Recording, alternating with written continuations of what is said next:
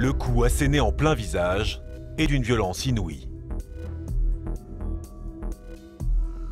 Marie Laguerre n'a rien pu faire face à la violence de son agresseur. Cette jeune femme de 22 ans se rend chez son avocate. Demain, son agresseur comparaît devant la justice. Un procès très attendu où la vidéosurveillance va jouer un rôle majeur. Marie redoute d'avoir à nouveau à faire face à cet homme. Et toi, ça t'embête de le revoir ou ça... C'est un tout en fait qui est assez stressant, c'est la pression médiatique, évidemment le voir. Les images de son agression ont choqué la France entière. Le 24 juillet dernier à Paris, la caméra de vidéosurveillance de ce café enregistre toute la scène. Marie en robe rouge croise cet homme qui la siffle et lui adresse des commentaires humiliants. Là, il fait ses petits bruits. D'accord. Ça va Moi, très c'est vite. quand même quand il est très proche de toi. Ah oui. Et en fait, moi, je dis ta gueule. T'as dit quoi, là? T'as dit quoi? Tout de suite, il dit t'as dit quoi? L'homme se saisit d'un cendrier, le jette dans sa direction, sans l'atteindre. C'est alors qu'il revient sur ses pas. Quand il fait demi-tour, je sais qu'il va me frapper. C'est ça qui est. Oui, tu le sais et en même temps, t'y crois pas. Marie décide de faire face.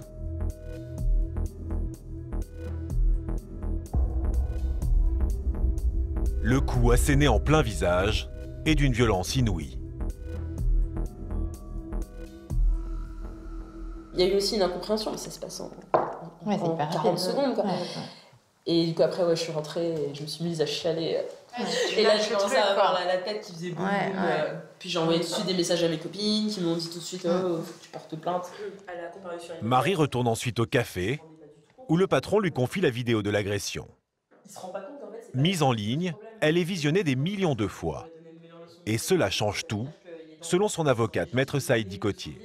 La vidéo, elle permet aussi, elle fait l'enquête. C'est-à-dire qu'il y a des personnes qui vont envoyer cette vidéo qui croient reconnaître le suspect et qui vont aller donner à la victime le nom, l'identité, le téléphone. Donc c'est vraiment hyper particulier. Donc sans la vidéo, il n'y a même pas de procès. C'est évident, c'est-à-dire que c'est comme ça qu'on le trouve. Bien au-delà du cas de Marie, selon l'avocate, il s'agit d'une révolution pour le monde judiciaire. Avec l'avènement de la vidéo par les portables, la vidéosurveillance, il y a complètement un renversement de la charge de la preuve où on a une personne qui va, soit une victime qui va venir et qui va dire « Ok, vous ne recevez pas ma plainte, mais moi j'ai une preuve, en tout cas j'ai un début de preuve de ce qui s'est passé, donc maintenant vous allez m'écouter parce que je peux le démontrer. » Le lendemain, au palais de justice de Paris. Marie est devenue, bien malgré elle, un symbole féministe.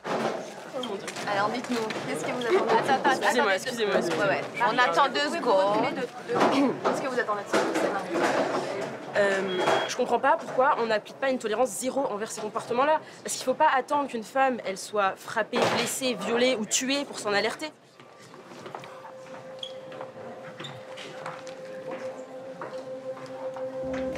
L'audience débute. Marie se retrouve face à son agresseur. Il a 25 ans et un lourd passé judiciaire. 8 condamnations pour vol, proxénétisme et violence. Aujourd'hui, il comparaît pour violence avec arme.